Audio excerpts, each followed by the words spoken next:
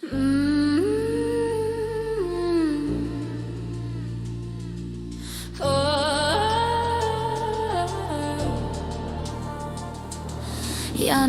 polnud valmis veel Soome minema, kuid Riina räägis muud oma 750 hääled sees ja kliimatöös. Soome laevareis ootas sel ööl.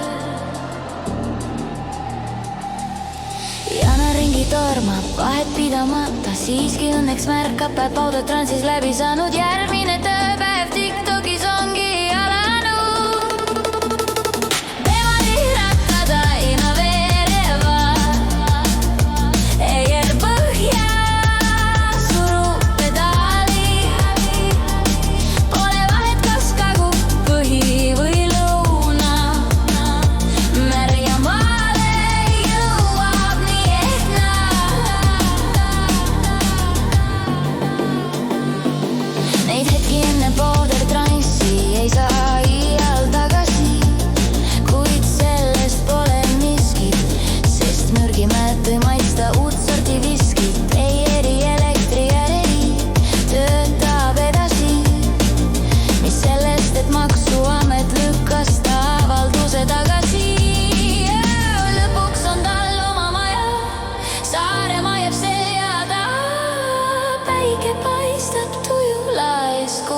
ongi järgmine kodulaen.